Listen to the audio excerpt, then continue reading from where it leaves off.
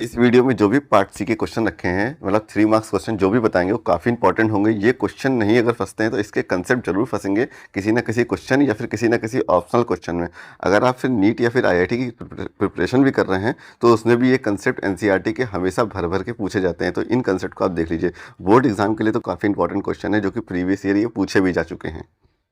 अब जैसे इसमें क्वेश्चन नंबर 22 है, ठीक है, 3 मार्क्स का क्वेश्चन है। इसमें कह रहे हैं कि 3 point charge Q1 Q2 Q3 Q1 Q2 Q3 X Y plane में है, जिनके कोऑर्डिनेट कुछ इस तरह से गिवन है रेस्पेक्टिवली। तो ये पहले इसका फिगर ड्रॉ कर देते हैं।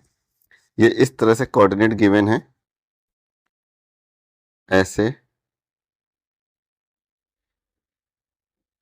यहाँ पे एक चार्ज रखा है जिसका नाम है Q1, एक सेंटर पे मतलब ओरिजिन पे 0 0 पे रखा हुआ है जिसका नाम है Q2, और एक रखा हुआ है यहाँ से D डिस्टेंस पे जिसका नाम है Q3। ठीक है, इसका नाम है -d, 0, ये 0 0 और ये है +d, 0। ठीक है, 3 चार्ज इस तरह से रखे हुए हैं जिनके बीच की डिस्टेंस है d और d। ठीक है, टोटल डिस्टेंस Q1 और Q3 के बीच की हो गई 2d, जिसमें ये Q1 and Q3 are identical. ठीक है, इन मैग्नीट्यूड एंड साइन। ठीक है, इन मैग्नीट्यूड एंड साइन ये क्वेश्चन में गिवन है, मतलब इनका साइन और मैग्नीट्यूड सेम है। एंड नेचर, नेचर का मतलब हो गया साइन प्लस का है कि माइनस का चार्ज है। ठीक, बट ये नहीं पता है कि ये पॉजिटिव है कि नेगेटिव, लेकिन Q2 की इन्फॉर्मेशन दे दी गई है कि जो Q2 है, Q2 जो है वो उन्होंने बोल दिया है पॉजिटिव चार्ज है, बात खत्म। और हम लोग को जानते हैं करना क्या है इसमें, इसमें बोल रहे हैं कि what will be the nature of Q1। अब Q1 और Q3 का नेचर ऑफ मैग्नीट्यूड फाइंड करना है अगर सिस्टम की पोटेंशियल एनर्जी 0 हो जाती है तो।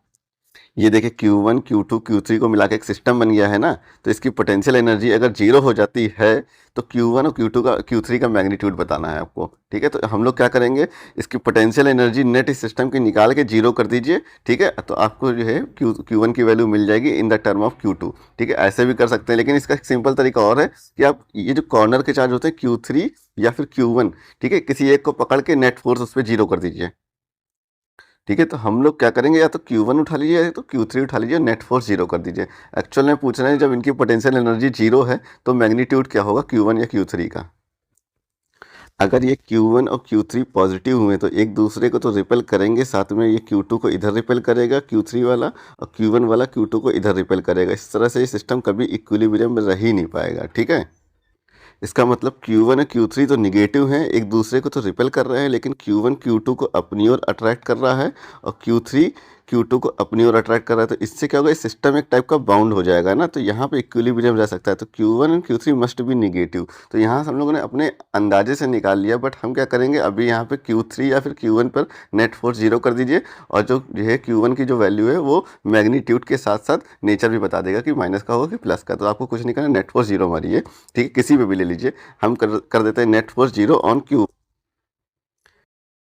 F net on Q1 will be 0 होगा। ठीक है, यानी कि Q1 पर फोर्स जो Q2 लगा रहा होगा वो बराबर होगा जो Q1 पर Q3 फोर्स लगा रहा होगा, वो एक दूसरे के अपोजिट और बराबर होंगे, जिस वजह से ये सिस्टम इक्विलिब्रियम में रहेगा। तो हम Q1 पर लगने वाला फोर्स Q2 और Q3 जो एक दूसरे पर फोर्स लगा रहे हैं एक दूसरे पर, तो वो बराबर होगा। तो हम लोग यहाँ पे लिख सकते हैं K Q1। अच्छा, Q1 और Q3 का मैग्नीट्यूड तो सेम है तो हम इनको Q कर दे रहे हैं। ठीक है, Q1 बराबर Q3 है ना, तो इसको हम बोल देते हैं Q। तो यहाँ से हम लोग लिख लेंगे K Q2 by D square, उसके बाद यहाँ लिख लेंगे Q बाई 2D का स्क्वायर, है ना। तो यहाँ से जब हम लोग क्या करेंगे, KQ और KQ कैंसिल हो जाएगा, तो यहाँ से हम लोग को मिला Q इज गल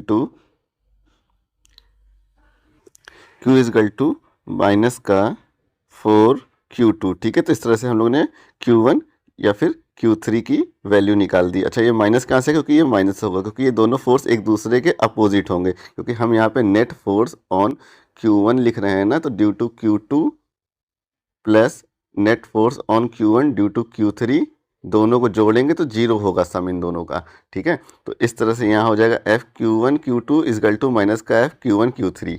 तो यहाँ से जो Q1 की वैल्यू आ गई वो आ गई माइनस का 4Q2। तो ये इसका आंसर हो जाएगा। अब जैसे क्वेश्चन नंबर 26 है, ठीक है, इसमें बोला है कि right the drawback of Rutherford atomic model, जो कि आप लिख लोगे। उसके बाद फिर लिखना है कि how did Bohr remove them, ये भी आप लिख लोगे। उसके बाद बोला है so that different orbit in Bohr's atom are not equally spaced. देखिए, बोहर से जब कोई भी टीचर पढ़ाता है तो आपको बताता है कि जो इसके एक्सप्रेशन ऑफ रेडियस का है, जो कि होता है 0.53 इंटू एन स्क्वायर एंगस्ट्रॉम, ठीक है, ये फॉर्मूला ड्राइव करने को अक्सर पूछा जाता ही जाता है। या फिर वेलोसिटी का v is directly proportional to n Z by n, ये प्रूव करना होता है। या फिर energy is equal to 13.6 upon n square, ठीक है, ये Z square by n square, ये प्रूव करने को होता है। तो ये कई बार पूछे ही जाते हैं, किसी न किसी फॉर्म में, किसी न किसी लैंग्वेज में ये क्वेश्चन पूछ ही लिया जाता है। जैसे यहाँ पूछ लिया गया so that different orbit in Bohr atom are not equally space. तो हम लोग को बेसिकली ये पूछा जा रहा है r n square equal to 0.53 n square, ठीक है, ये कैसे भी बताते हैं, ठीक है। तो रदरफोर्ड मॉडल आया था, उनके ड्रॉबैक तो आप ध्यान से देखिए। अगर आपने क्वेश्चन, अगर आपको टीचर पढ़ा रहे थे, आपने सिर्फ उनकी बातें सुनी भी हैं तब भी कर लेते हैं, ठीक है। तो रदरफोर्ड का ड्रॉबैक क्या था कि रदरफोर्ड ने जो एटॉमिक मॉडल दिया था वो दे तो दिया था मॉडल, लेकिन स्टेबिलिटी ऑफ एटम को नहीं एक्सप्लेन कर पाए थे कि एटम कैसे स्टेबल रहता है। कि बोला ना, इलेक्ट्रॉन चारों ओर न्यूक्लियस से घूमते रहते हैं, तो घूमते घूमते वो एनर्जी रेडिएट करेंगे, इससे वो एक दिन क्या होंगे कि न्यूक्लियस में गिर के अपना अस्तित्व समाप्त कर देंगे। लेकिन ऐसा कभी होता नहीं है। तो मतलब न्यूक्लियस तो जो एटम होता है वो तो स्टेबल होता है, कभी इलेक्ट्रॉन उसके, ऐसा तो है नहीं कि न्यूक्लियस में गिर जाते हैं जाके, ऐसा होता नहीं है। तो stability of atom can not be explain by Rutherford's model, ठीक है, स्टेबिलिटी ऑफ एटम नहीं एक्सप्लेन कर पाए, पहली बात। दूसरा, वो line spectrum of hydrogen atom नहीं एक्सप्लेन कर पाए। तो लिख सकते हैं हम लोग लाइन स्पेक्ट्रा, जो हम लोग देखे थे एक एनर्जी लेवल से दूसरे एनर्जी लेवल में जब ट्रांजिशन होता है तो लाइमन बार्नूल पास्टन सीरीज जो आती हैं, उस सीरीज को रदरफोर्ड नहीं एक्सप्लेन कर पाए। तो line spectra of hydrogen atom can not be explain by Rutherford model, ठीक है। तो आप ये दो ड्रॉबैक लिख दीजिए, काफ़ी हैं। अब हम लोग देखते हैं कि कैसे बोहर ने ये ड्रॉबैक को रिमूव किया। How Bohr removes drawback.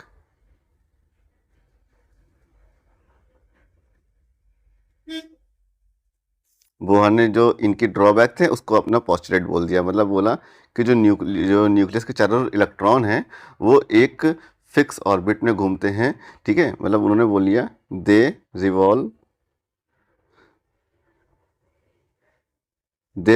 Around nucleus in fix stable orbit, that is, जिसमें घूमते हैं वो या तो फिर n बराबर 1 में घूमेंगे, या फिर 2 में, या फिर 3 में, या फिर 4 में, डॉट डॉट डॉट डॉट। और लाइन स्पेक्ट्रा को एक्सप्लेन करने के लिए बोहर ने gives energy level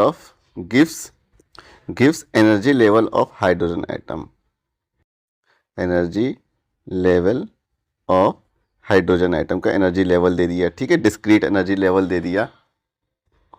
and explained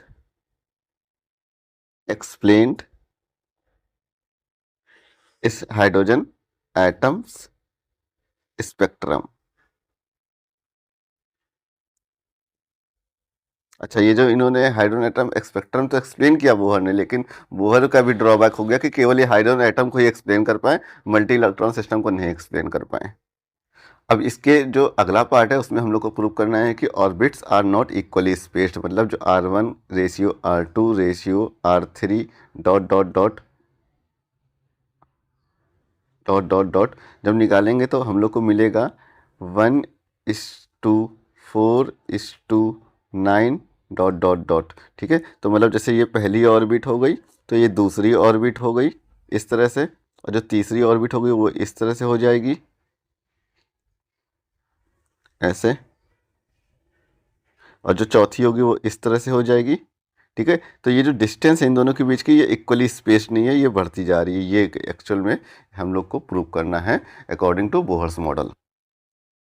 तो इसके लिए क्या करेंगे हम लोग जानते हैं कि अगर इलेक्ट्रॉन न्यूक्लियस के चारों ओर घूम रहा है तो necessary centripetal force mv² by r should be equal to the Coulomb force between electron and proton, ठीक, न्यूक्लियस में प्रोटॉन है, तो हाइड्रोजन एटम में एक इलेक्ट्रॉन एक प्रोटॉन होता है, तो हम लोग अगर फोर्स निकालेंगे तो वो हो जाएगा 1/4 pi epsilon not Q1 Q2 है ना, यानी कि E² बाई डिस्टेंस, जो कि ऑर्बिट है, रेडियस, ऑर्बिट की रेडियस है RN मान लेते हैं। ठीक, तो ये RN का स्क्वायर हो जाएगा।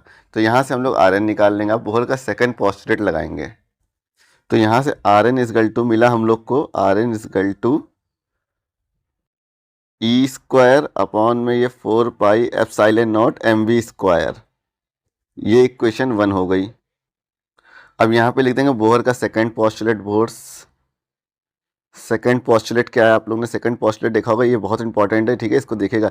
ये होता है कि इलेक्ट्रॉन उसी ऑर्बिट में घूमता है जिसमें उसका एंगुलर मोमेंटम, जिसको कहते हैं L इजगल टू होता है mvr। ठीक है, mvr इजगल टू हो जाएगा NH/2 पाई। इलेक्ट्रॉन उसी ऑर्बिट में रिवॉल्व करेगा जिसमें उसका एंगुलर मोमेंटम इस क्वांटम नंबर के बराबर होगा, जहां n बराबर होता है 1, 2, 3 डॉट डॉट डॉट, मतलब 1h/2 पाई या फिर 2h/2 पाई या फिर 3h/2 पाई। इस तरह का कोई क्वांटम नंबर अगर होगा तो उसी में ही वो उसी ऑर्बिट में ही इलेक्ट्रॉन रिवॉल्व करेगा। तो यहाँ से हम लोग v निकाल लेंगे, तो v इक्वल टू हो जाएगा NH/2 पाई mr, 2 पाई mr, और ये r है Rn। ठीक है, अब यहाँ से v की वैल्यू उठा के इक्वेशन 1 में रख देंगे तो हम लोग को रेडियस का फॉर्मूला मिल जाएगा। तो ये हो जाएगी इक्वेशन 2, और इक्वेशन 1 और 2 का यूज़ करेंगे तो हम लोग को Rn इजगल टू मिला। ठीक है, अब ये फार्मूला अगर डायरेक्ट याद कर सकते तो याद कर लीजिए। ठीक है, इलेक्ट्रॉन उसी ऑर्बिट में रिवॉल्व करेगा जिसमें ये फार्मूला बन के आ रहा है, मतलब परमिशन मिल रही है, मतलब परमिटिविटी का स्क्वायर। याद रखिए, एप्सिलॉन स्क्वायर n² h², इतना तो याद ही रहेगा ना आपको। ये एप्सिलॉन में स्क्वायर नहीं होगा, ठीक है, क्योंकि यहाँ पे देख रहे हैं ना फॉर्मूले में एप्सिलॉन में सिंपली एक है ना, तो ये हो जाएगा एप्सिलॉन स्क्वायर। इस तरह से लिख देता हूँ, Rn इजगल टू हो जाएगा एप्सिलॉन, मतलब वहाँ पे परमिशन मिलेगी n² h² upon pi me²। ये पाई me² वर्ड याद रखिए, कई बार फॉर्मूले में यूज़ होगा। ये मिल गई हमें रेडियस ऑफ इलेक्ट्रॉन, या फिर ऑर्बिट की रेडियस मिल गई। ठीक है, radius of the orbit in which electron are revolving. अब अगर हम लोग यहाँ से एप्सिलॉन n और ये मतलब एप्सिलॉन नॉट h² और पाई me, ये सब कांस्टेंट है, इन सब की वैल्यू रखेंगे तो हम लोग को मिलेगा Rn is equal to 0.53 into n² angstrom. ये मिली radius of nth orbit according to Bohr's model. अब यहाँ अगर हम लोग n बराबर 1 रख देंगे तो रेडियस क्या मिलेगी, वो मिलेगी R1, पहली ऑर्बिट की रेडियस, जो कि होगी 0.53 एंगस्ट्रॉम। इस तरह से हम लोग देख रहे हैं जो R1 ratio R2 ratio R3 dot dot dot dot जो मिल रहा है वो किस रेशियो में मिल रहा है, वो मिल रहा है 1:4 ratio 9 ratio dot dot dot. Hence orbits are not equally spaced. अच्छा, जो n बराबर 1 रखते हैं तो जो R1 मिलता है तो इसे बोलते हैं बोहर रेडियस। बोहर रेडियस, अगर आपको बोहर रेडियस प्रूफ करने को है कि so that Bohr radius is 0.53 angstrom, तो आप यहाँ तक कैलकुलेशन करेंगे, सबकी n बराबर 1 रख दीजिए और सबकी वैल्यू रख दीजिए 0.53 आएगा। ये डेटा रट सकते हैं तो रट ही लीजिए। इसमें क्वेश्चन नंबर 24, ठीक है, इसमें एक बार मैग्नेट गिवन है जिसका मैग्नेटिक मोमेंट गिवन है 2.5 जूल पर Tesla, lies align with direction of uniform magnetic field 0.32 Tesla. ठीक है, ये गिवन है। अब हम लोग को इसमें 2 पार्ट क्वेश्चन गिवन है, ए और बी, जिसमें पहले पार्ट में कहना है find the amount of work done to turn magnet to align its magnetic moment. पहला इसमें है normal to the field direction and opposite to the field direction, मतलब कि एक जो एंगल गिवन है वो गिवन है नॉर्मल टू द, मतलब थीटा बराबर गिवन है 90 डिग्री, और दूसरे वाले केस में थीटा गिवन है 180 डिग्री। ठीक, हमें 90 पे निकालना है वर्क डन और 180 डिग्री पे निकालना है। उसके बाद जो इसके पार्ट बी में कह रहे हैं what is the torque on the magnet in above case. उसके बाद हम लोग को वर्क डन तो निकालना ही निकालना है ईच केस के लिए, और टॉर्क भी निकालना है ईच केस के लिए। वर्क डन का भी फॉर्मूला पता है, टॉर्क का भी फॉर्मूला पता है, दोनों लगा के निकाल देंगे। काफ़ी सिंपल क्वेश्चन था, ठीक है, बहुत इंपॉर्टेंट नहीं, लेकिन ये कंसेप्ट का क्वेश्चन सिंपल है, पूछा जाता है तो मैंने बता दिया। अगर ऐसा कोई भी क्वेश्चन आता है, वैल्यू बस चेंज रहेंगी, तो आप इसे कर सकते हैं ईजिली। तो ये है क्वेश्चन नंबर 24, है ना, 24। ठीक है, तो पहले वाले केस में हम लोग को वर्क डन निकालना है। वर्क डन बराबर हो जाएगा M B cos theta 1 minus cos theta 2। मतलब इस तरह से अगर मैग्नेटिक फील्ड है कुछ, और इसमें एक बार मैग्नेट क्या होगा, सबसे पहले तो वो 0 डिग्री पे रखा हुआ है, ठीक है, 0 डिग्री पे रखा हुआ था, इसको रोटेट करके इसको कर दिया गया है 90 डिग्री इस तरह से, ठीक है, 90 डिग्री रोटेट कर दिया गया, तो कितना वर्क डन किया गया होगा, तो ये निकालना है। तो थीटा 1 कितना था, थीटा 1 था 0 डिग्री पे रखा हुआ था, उसका थीटा 2 कितना कर दिया गया, वो कर दिया गया 90 डिग्री। तो ये हो जाएगा यहाँ पे 25/10, 25/10 को इसको एक पॉइंट हटेगा, नीचे 10 आएगा ना, तो ये 25/10 इसको कर देंगे 5/2 इंटू 0.32 इंटू यहाँ पे cos 0 की वैल्यू 1 और इसकी हो जाएगी वैल्यू 0 डिग्री, cos 90 की वैल्यू हो जाएगी 0। तो यहाँ हमें आंसर मिलेगा 0.8 जूल, ये हो जाएगा आंसर। उसी तरह जब थीटा बराबर 180 डिग्री कर दिया जाएगा, मतलब इस मैग्नेट को रोटेट करके बिल्कुल ये एन एस को रोटेट करके सीधा मैग्नेटिक फील्ड के अपोजिट डायरेक्शन में कर दिया जाएगा इस तरह से, तो मतलब थीटा 2 हो जाएगा 180 डिग्री। तब जो वर्क डन करना पड़ेगा वो हो जाएगा 0.16 जूल आंसर। अब हम लोग को निकालना है टॉर्क, ठीक है, इसके पार्ट बी में जो पूछा जा रहा है वो निकालना है torque. Torque in each case, ठीक है, तो पहले वाला केस जब थीटा बराबर 90 डिग्री किया गया था, तो टॉर्क का फॉर्मूला होता है tau is equal to M cross B, मतलब M B sine theta. Theta कितना है, थीटा बराबर है 90 डिग्री, साइन 90 की वैल्यू 1 हो जाती है, तो यहाँ पे हो जाएगा एम बी, ठीक है, तो यहाँ पे सिंपली लिख देंगे एम की वैल्यू है 2.5, बी की वैल्यू है 0.32, 0.32 इसको मल्टीप्लाई करेंगे तो आंसर आ जाएगा 0.8। तो ये हो जाएगा 0.8 न्यूटन मीटर स्क्वायर। उसके बाद हम लोग निकालेंगे torque M B sine theta, जब थीटा कितना हो गया होगा 180 डिग्री, थीटा बराबर हो गया होगा 180 डिग्री, तो साइन 180 डिग्री की वैल्यू होती है 0।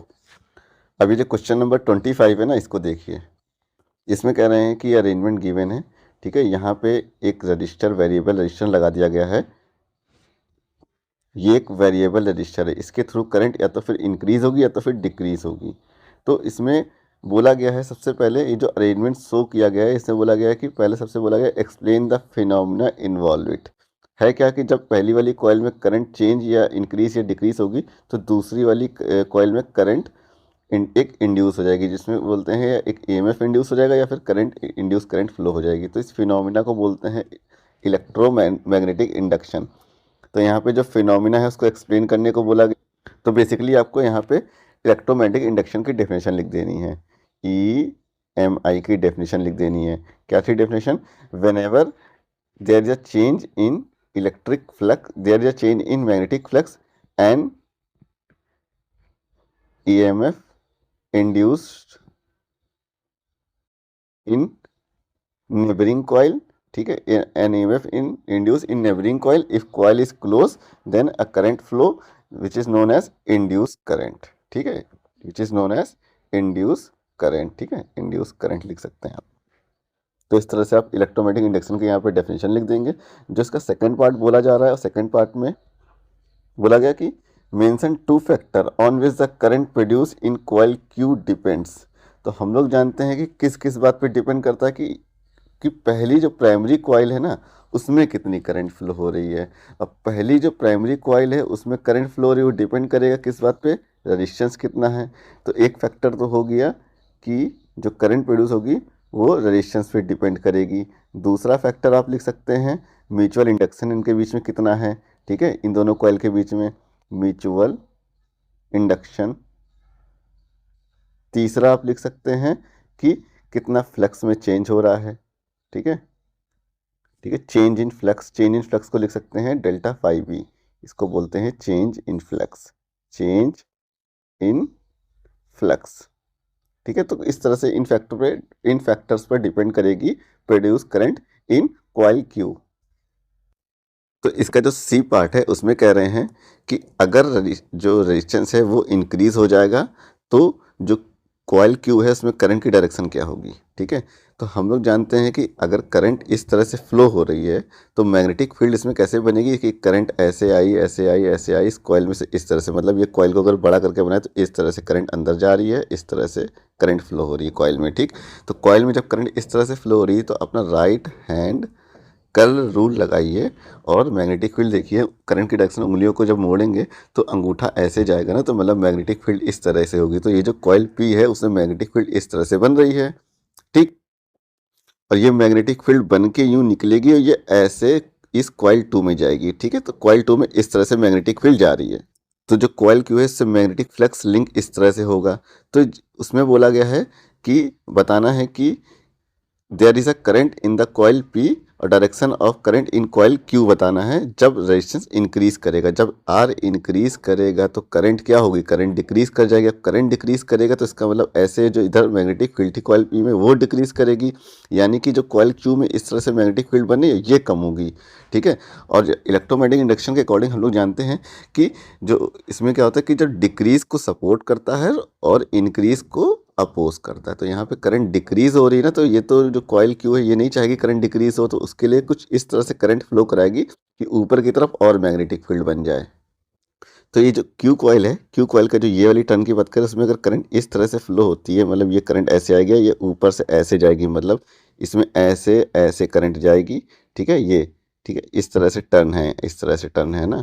तो जब करंट इसमें इस तरह से ऐसे फ्लो होगी तो अपना जब राइट हैंड हम लोग कल रूल लगाएंगे तो उससे क्या होगा कि मैग्नेटिक फील्ड किधर डायरेक्शन में आ रही, इधर डायरेक्शन में आ रही है ना। तो मैग्नेटिक फील्ड जो इधर डायरेक्शन में रेजिस्टेंस आर की वजह से इंक्रीज होने से करंट कम हो गई थी, तो मैग्नेटिक फील्ड इतनी थी, इतनी से इतनी बची। तो फिर से क्या होगा, करंट इस डायरेक्शन में फ्लो हो जाएगी और करंट जो मैग्नेटिक फील्ड है वो फिर से इंक्रीज हो जाएगी। तो इसमें जो पहले वाले केस में अगर आर इंक्रीज होता है तो करंट को वो सपोर्ट करेगा। ठीक है, करंट को सपोर्ट करेगा क्योंकि करंट हो रही है डिक्रीज कर रही है। ठीक है, डिक्रीजिंग करंट को सपोर्ट करता है इलेक्ट्रोमैग्नेटिक इंडक्शन, तो यहाँ पे करंट को सपोर्ट होगा। उसके बाद जब आर डिक्रीज होगा, आर डिक्रीज होगा तो इसका मतलब करंट इंक्रीज होगी और इंक्रीज को अपोज करेगा। तो उस वाले केस में जो करंट है वो कैसे फ्लो होगी सेकंड कॉइल में, opposite to the direction of initial current. ठीक है, यहाँ पे अगर करंट ऐसे फ्लो हो रही है तो उसके बाद फिर ऐसे फ्लो होगी। तो ये ध्यान रखिए। तो इसमें बेसिकली जो की कंसेप्ट है वो देखिए कि जो म्यूचुअल इंडक्शन होता है वो या फिर सेल्फ इंडक्शन, दोनों ही का काम सेम होता है। ठीक है, वो क्या करता है,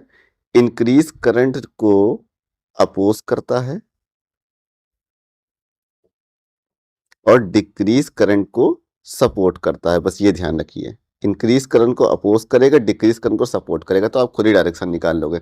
ठीक है, पहले वाले केस में जो करंट क्या हो रही है वो इंक्रीज हो रही, डिक्रीज हो रही है रेजिस्टेंस आर इंक्रीज होने से, तो बस जो क्यू वाली कॉइल है वो उसको सपोर्ट करेगी। मतलब इसी सेम डायरेक्शन में भी करंट, मतलब यहाँ अगर क्लॉकवाइज फ्लो हो रही है तो सेकंड में भी क्लॉकवाइज फ्लो होगी और करंट फ्लो करा के सपोर्ट करेगा। और उसके बाद करंट सेकंड वाले केस में इंक्रीज कर रही तो इंक्रीज करंट को वो ये क्या करता है, अपोज करता है, तो उसके लिए फिर एंटी क्लॉकवाइज डायरेक्शन में करंट फ्लो करा देगा। तो पहले का आंसर हो जाएगा क्लॉकवाइज, पहले का आंसर हो जाएगा क्लॉकवाइज, दूसरे का आंसर हो जाएगा एंटी क्लॉकवाइज। बात खत्म। ठीक है,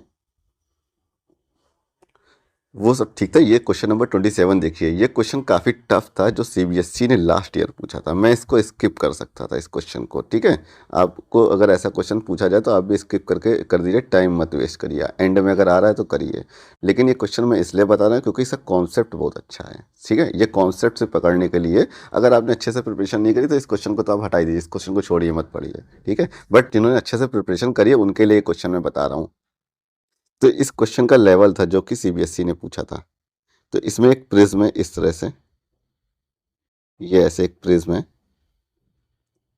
इस पे एक नॉर्मल n1 और n2 बना दिया है। ये प्रिज्म का एंगल है जिसे बोलेंगे एंगल ए। ठीक, अब क्वेश्चन देखिए, क्वेश्चन में बोला है कि a ray of light incident on a glass prism of refractive index mu and refracting angle A. उसके बाद कह रहा है it just suffer T I R, ध्यान रखिएगा जस्ट सफर TIR है, ठीक है, तो मतलब एंगल ऑफ रिफ्रैक्शन 90 डिग्री उधर हो जाएगा। जस्ट सफ़र का मतलब यही होता है, ठीक है। At the other face obtain a relation between the angle of incidence मतलब I, प्रिज्म एंगल मतलब A एंड क्रिटिकल एंगल मतलब IC के बीच में रिलेशन निकालना है। तो हम लोग को निकालना है इंसिडेंट एंगल जो कि था I,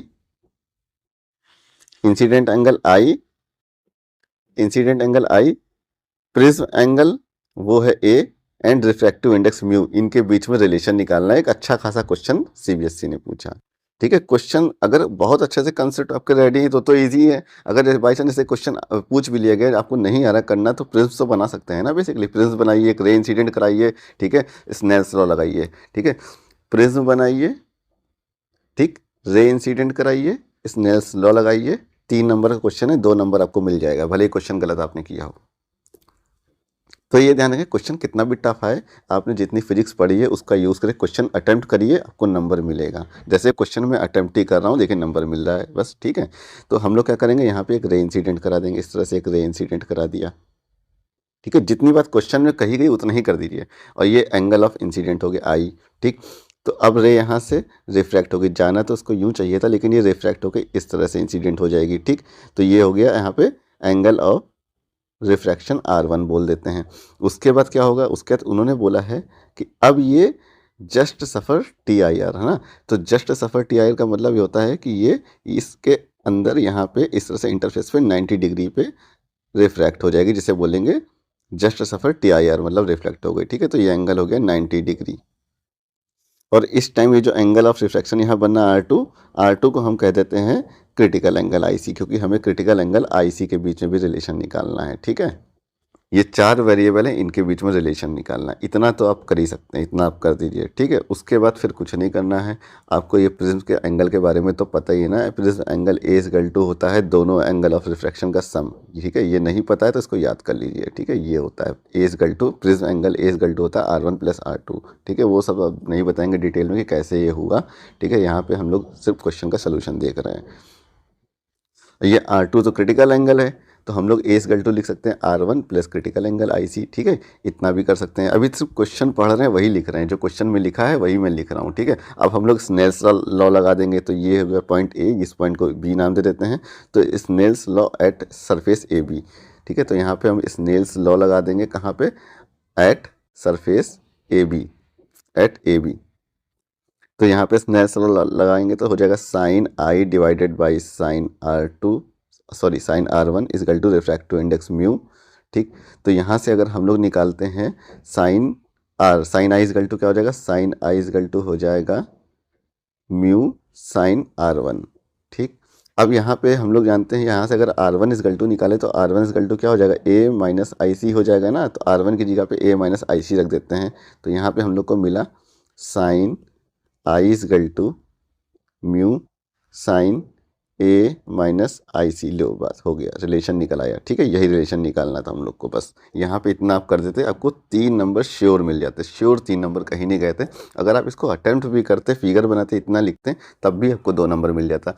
इसलिए अगर क्वेश्चन हार्ड है तो क्वेश्चन में जो डेटा गिवन है बस उसी को ही आप आंसर में उतार दीजिए थोड़ा बहुत, तब भी नंबर मिल जाएगा आपको। अब देखते हैं इसमें क्वेश्चन नंबर 28। क्वेश्चन नंबर 28 में कह रहा है कि distinguish between the nuclear fission and fusion, given an example of each, ठीक है। तो इसमें हम लोग को सिंपल कुछ नहीं करना था, न्यूक्लियर फिजन लिख देना है। न्यूक्लियर फिजन क्या होता है आप लोग जानते हैं, it is the process in which a heavy nucleus, जो हैवी न्यूक्लियस होता है वो स्प्लिट होता है into 2 lighter nuclei of higher binding energy. Higher binding energy का मतलब होता है कि स्टेबल न्यूक्लियाई, स्टेबल एटम में वो स्प्लिट हो जाता है with release of large amount of energy. और ये न्यूक्लियर रिएक्शन करा देंगे, मतलब जब यूरेनियम 235 मतलब यूरेनियम 235 पर एक न्यूट्रॉन पार्टिकल की बम्बार्डिंग होती है, तो बेरियम और क्रिप्टॉन, मतलब बेरियम और क्रिप्टॉन नामक 2 लाइटर न्यूक्लियाई में स्प्लिट हो जाता है, और इस प्रोसेस में 3 न्यूट्रॉन क्रिएट होते हैं और बहुत large amount of energy create होती है। और न्यूक्लियर फ्यूजन क्या है, न्यूक्लियर फ्यूजन में क्या होता है, 2 या more than 2 lighter nuclei combine to form a single heavy nuclei of large binding energy. Of large binding energy का मतलब होता है कि बहुत ज़्यादा स्टेबल आइटम, ठीक है, with release of very high energy, और इस प्रोसेस में बहुत हाई अमाउंट में एनर्जी रिलीज होती है। इसकी रिएक्शन क्या देंगे, देखो न्यूक्लियर फ्यूजन का एग्जांपल क्या है, जैसे कि जो रिएक्शन सन में हो रही है, फॉर एग्जांपल, ठीक है, हाइड्रोजन हाइड्रोजन रिएक्शन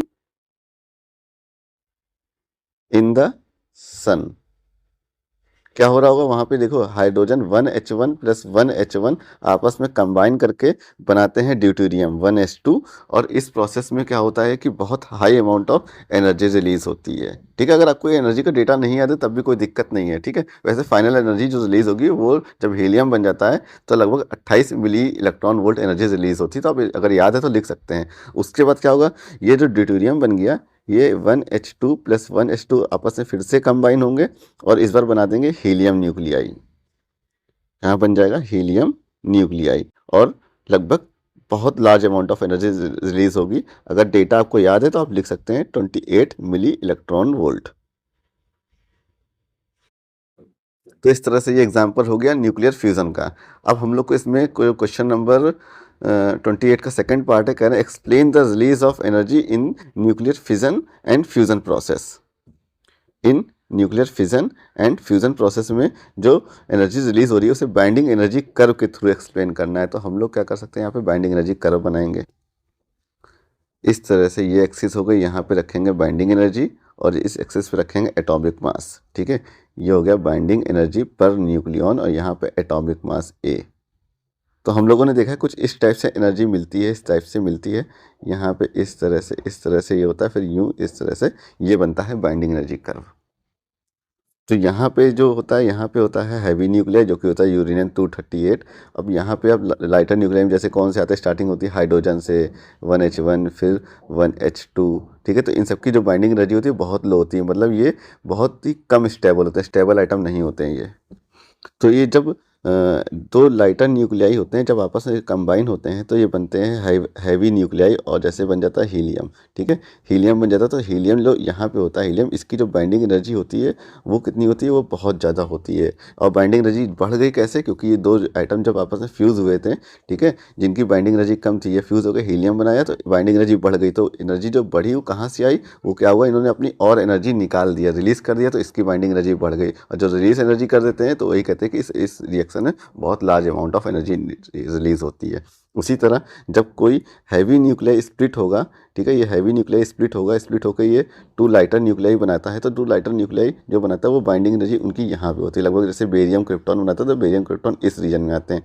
इसकी बाइंडिंग एनर्जी यूरेनियम की पहले इतनी थी, ठीक है, लगभग 7.7 समथिंग। उसके बाद जब ये ब्रेक हो गई टू लाइटर न्यूक्लियाई बनाया तो उसकी बाइंडिंग एनर्जी हो गई लगभग 8.8 के आसपास। ठीक है, तो बाइंडिंग एनर्जी लगभग 1 की बढ़ गई। 1 की कैसे बढ़ी होगी, क्योंकि जो यूरेनियम 238 था इसने अपनी एनर्जी रिलीज़ कर दी जिससे इसकी बाइंडिंग एनर्जी बढ़ गई। ठीक है, तो इस तरह से एक्सप्लेन हो जाता है कि दोनों ही प्रोसेस में एनर्जी रिलीज़ होती है।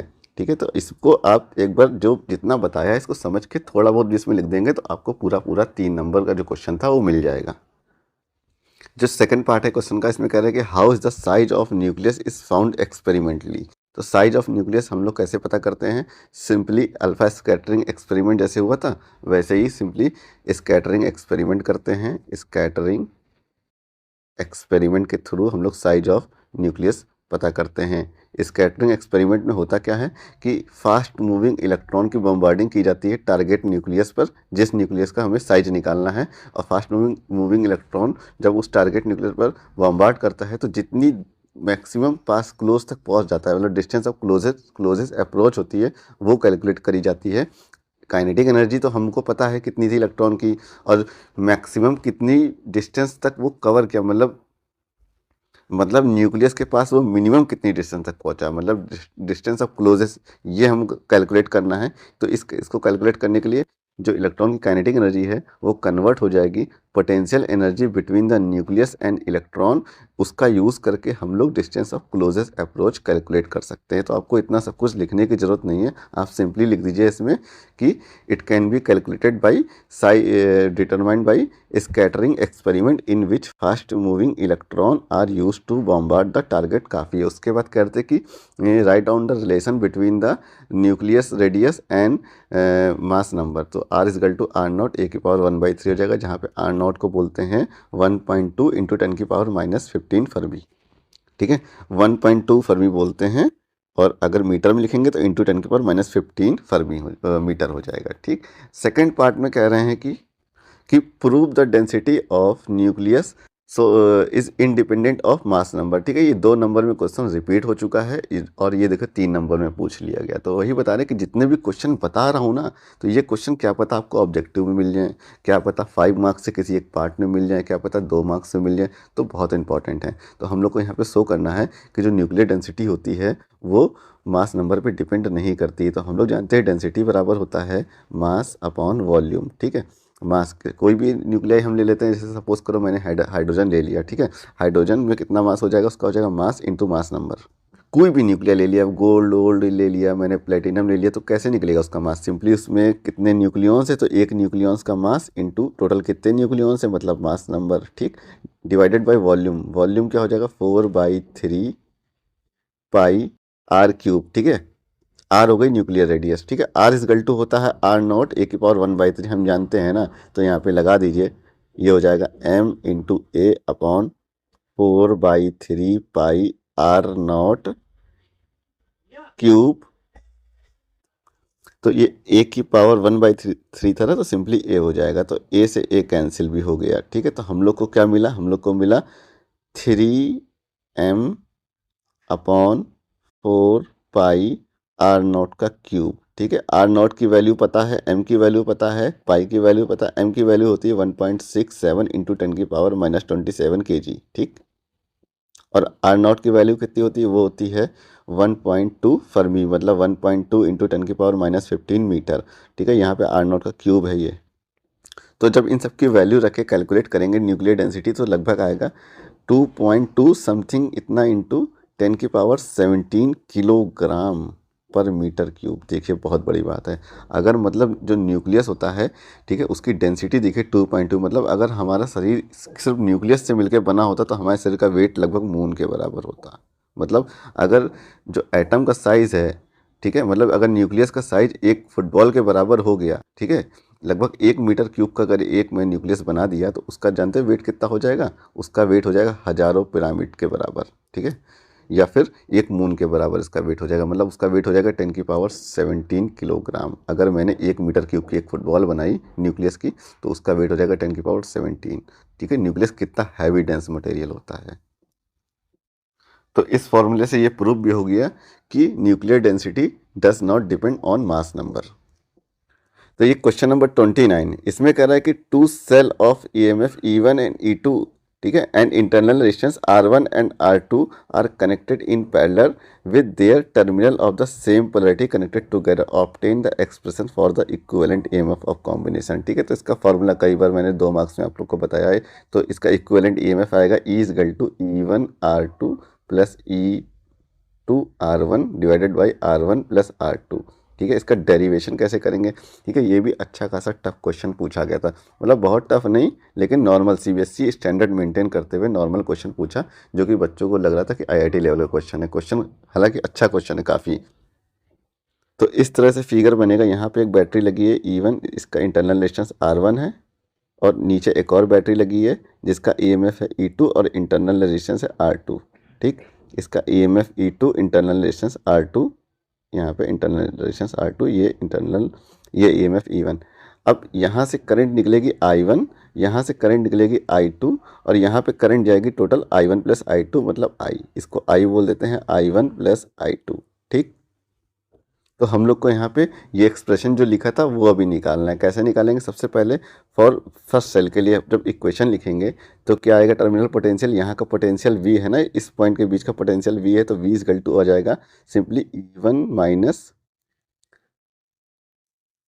I1 R। ठीक है, तो यहाँ से हम लोग I1 निकाल लेंगे, I1 इजकल टू हो जाएगा E1 minus V divided by R। तो ये E1 minus V divided by R is to हो जाएगा I1।